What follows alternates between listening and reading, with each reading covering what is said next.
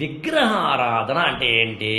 ఒక కృష్ణుడికో, రాముడికో, శివుడికో, అమ్మవారికో, మరొకరికో ఒక విగ్రహం ఉంటుంది. ఆయనకు ఒక అందమైన రూపము, చేతులు, చక్కటి అలంకరణ, ఆ అందమైన ఒక physical form of the God. నిజానికి ఈ ఫిజికల్ ఫార్మ్ ఆఫ్ ద గాడ్కి కొంచెం వెనక్కి వెళ్తే, అంటే దేవుడికి ఒక రూపాన్ని ఇవ్వడం అనే దానికి కొంచెం వెనక్కి వెళ్తే, అంటే వెనక్కి వెళ్ళడం అంటే కొంచెం వేదకాలంలోకి వెళితే, వేదకాలం అంటే క్రీస్తు పూర్వము 1500కి అటు ఇటుగా. క్రీస్తు పూర్వం 1500 అంటే ఇవాళకి ఒక 3000-4000 సంవత్సరాల కిందట నేను మాట్లాడుతుంది హిస్టారికల్గా. అంత తక్కువ కాలమా, అంత ఎక్కువ కాలమా అని చెప్పి తర్జన పడిపోయి ఎప్పుడు వేదాలు ఎప్పుడో పుట్టాయి అంతెందుకు, అందులో ఉన్న ఇన్ఫర్మేషన్ తీసుకుని ఆనందపడ్డం తప్ప.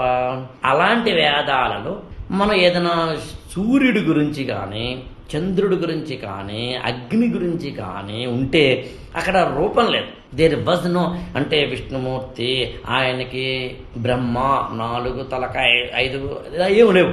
అది కేవలం అమూర్తమైన భావము అంటారు, abstract feeling of the divinity అంటాం యాక్చువల్గా.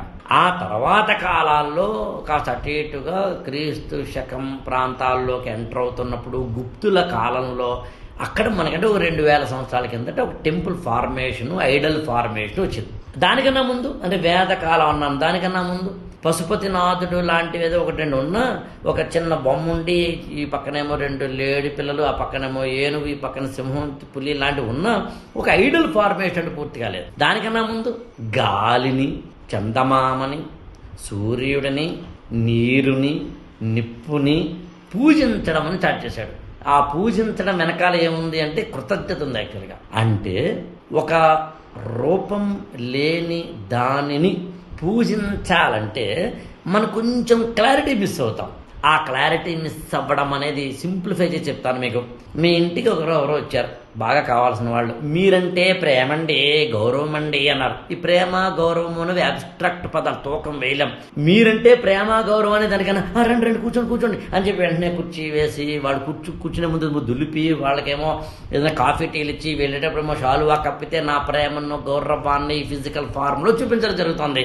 అందుకని దైవం మీద నాకున్న అభిప్రాయాన్ని, విశ్వాసాన్ని, నమ్మకాన్ని, భక్తిని, గౌరవాన్ని ఫిజికల్ ఫార్మెట్లో తీసుకురావడాన్ని సింపుల్గా చెప్పాలంటే విగ్రహారాధన అంటారు. విగ్రహారాధన లేని ఒకానొక తత్వంలోకి వెళ్ళడం సుపీరియర్ తత్వ, బట్ అది చేయలేం మనం. ఈ ఛానల్ని లైక్ చేయండి, షేర్ చేయండి, సబ్స్క్రైబ్ చేసుకోండి.